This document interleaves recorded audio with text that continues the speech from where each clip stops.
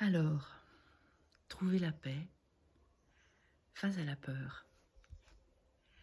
Peut-être vous le savez, je reviens d'un grand voyage où j'ai été skipper, en tout cas à travers l'Atlantique. Je devais aller jusqu'à Tahiti, mais j'ai été arrêtée au Panama par toutes les circonstances actuelles et la traversée du canal qui était impossible. Et pendant ce voyage, nous étions en escadre, j'étais confrontée à réagir comme une guerrière, avec beaucoup de violence. Confrontée à une situation où il aurait fallu que je fasse aveuglément confiance à deux autres personnes de skipper qui m'avaient montré précédemment que je ne pouvais pas avoir confiance. En tout cas, c'est dans ma réalité, mais c'est aussi dans la réalité physique, puisque un des deux qui devait rester en escadre a disparu de l'horizon et l'autre s'était préparé en étant sous pendant 4 jours avant le départ. Donc pour moi, il fallait que je sois autonome. Et donc j'étais confrontée, arrivée à mi-parcours, au fait que je ne pourrais plus être autonome parce que ils avaient décidé que je n'aurais pas tous mes outils de navigation.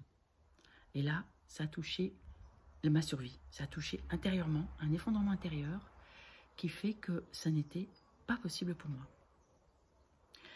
Et pour arriver à garder mon matériel d'autonomie, je n'ai pas su faire autrement que me bagarrer, vraiment, sortir mon épée. Et pourtant, Dieu sait qu'avant d'aller vivre la situation, aller rencontrer les personnes concernées, Dieu sait que j'avais médité pour être justement dans la non-violence, en paix. Et j'y suis pas arrivée. Je n'ai pas trouvé le chemin. Je ne sais pas si ça aurait été possible. Mon sentiment, c'est que je n'ai pas réussi et que ça n'aurait pas été possible de faire autrement. Alors, de retour à la maison, dans ce confinement, je me retrouve en paix, dans une immobilité, encore plus immobile finalement que quand j'étais en plein océan. Parce qu'en plein océan, j'étais très mobilisée par le fait qu'il fallait faire fonctionner ce bateau, j'étais le skipper. Et là, finalement, de retour chez moi, je n'ai plus besoin d'être mobilisée pour faire fonctionner un vaisseau. Et je suis très immobile depuis mon retour. Et l'invitation, j'ai l'impression, là, il y a une paix qui règne. Il y a une énorme paix autour, là, depuis que je suis là. Et il n'y a plus de voiture. On entend les gens qui sont dans leur jardin. J'ai la chance de vivre dans un endroit où les gens ont un jardin.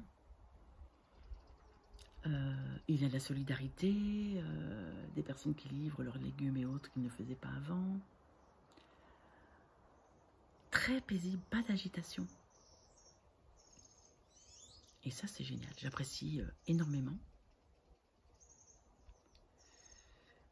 Je suppose que si j'habitais en pleine ville, je serais peut-être confrontée à plus de peur. J'ai été aussi confrontée à de la peur pendant mon rapatriement. Hein. D'autres personnes avec qui j'étais avaient des membres de leur famille qui étaient vraiment dans la peur et qui...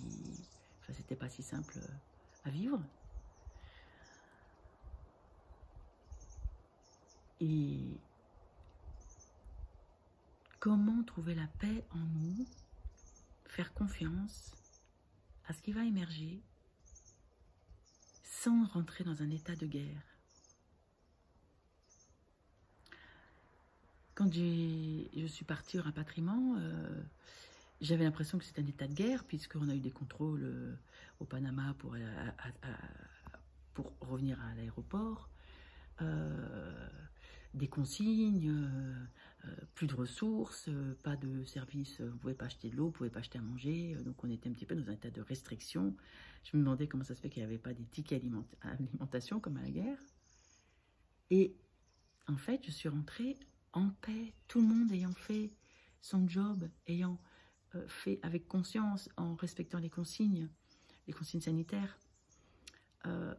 Aucun contrôle, j'ai arrivé à Roissy, j'ai loué une voiture et puis je traversais une France magnifique sous le soleil, magnifique, une France douce puisque plus de voiture. Cet état de paix, peut-être vous qui êtes dans la même situation, j'espère même si vous vivez dans des appartements en ville, le fait de ne plus avoir de voiture, est-ce que nous ne pourrions pas goûter ça à l'intérieur de nous, entendre à nouveau les oiseaux? Moi, je trouve que le soleil, peut-être, je me fais un film, hein, pas le soleil, le ciel est un bleu-violet que je n'avais jamais vu, il me semble. Pourtant, je connais bien le ciel chez moi, ça fait longtemps que je vis là, et que je regarde le ciel. Déjà, en goûtant le silence, il n'y a pas une seule voiture qui passe, ça fait, je ne sais pas, 3 minutes, 4 minutes que je suis en train de vous parler. En goûtant ce silence, en goûtant le son des oiseaux, le bruit des insectes, le parfum des fleurs, de la végétation, en n'étant plus agité à où est-ce que je vais aller, où est-ce que je vais aller en voyage, parce qu'on est obligé d'être là. Il y a une paix immense dans cette situation. Et la peur, c'est l'inquiétude du futur, puisqu'il va y avoir un effondrement économique, je ne vois pas comment ça peut être autrement. Le monde est arrêté. Il n'y a plus un seul avion, plus un seul chemtrail. C'est inouï ce qui arrive. Je pense beaucoup au film de La Belle Verte que j'ai re-regardé, parce que Colin Serrault nous décrit un monde qui me paraît pas si loin. Il suffit, on peut s'y mettre, à être en paix. C'est juste une question d'être en paix. D'abord avec soi-même. Et c'est à l'intérieur de soi, c'est nulle part ailleurs. C'est une descente en soi. Je vous livre mes réflexions. Si ça vous intéresse, vous pouvez liker, participer, réagir, faire une vidéo. Il y a un débat vraiment là sur la paix en soi.